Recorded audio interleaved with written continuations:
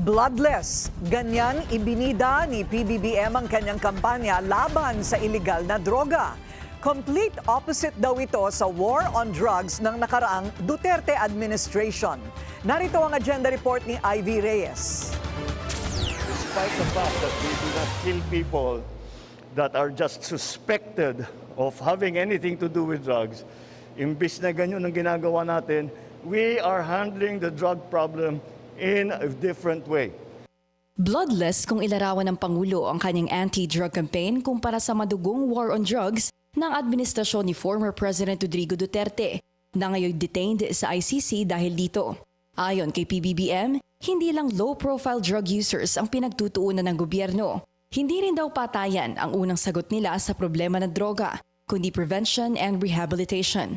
Ngayong araw, ipinakita sa media ang 8.8 billion pesos worth of shabu na nasa kote ng mga otoridad sa Luzon Coast mula sa mga operasyon nila from June 3 to June 20. Ayon sa Philippine Drug Enforcement Agency, ang nakaraang 6 na buwan ang pinakamalaking drug haul ng administrasyon matapos umakyat sa 60 billion pesos ang kabuoang presyo ng iligal na drogang nasabat nila. Sa kanilang investigasyon, itinuturo ng PIDEA ang international drug cartel na Samgor sa likod ng talamak na floating shabu cases. Nitong linggo, 10 bilyong pisong floating shabu rin ang nahuli ng PIDEA sa Zambales. Bukod dito, mayroon din kasamang mga expired na gamot ang mga pakete ng plastik na ito. Ayon kay PIDEA Chief Isagani Nerez, mas maganda ang pamamalakad ng kasalukuyang administrasyon. Mas extensive ito ngayon is walang gaanong namamatay, pero ang laki ng mga nakukuhang volumes ng droga.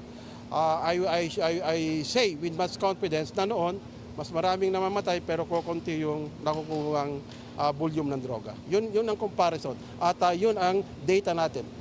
Naluklok si Nerez sa PIDEA kung kailan aktibo ang ahensya sa investigasyon ng drug ties ng mga Duterte. Pagbibida ng Pangulo, bagamat focus sila sa mga drug addicts sa lansangan, peaceful ang gusto niyang atake sa laban kontra droga. Para sa agenda, Ivy Reyes, Billionaire News Channel.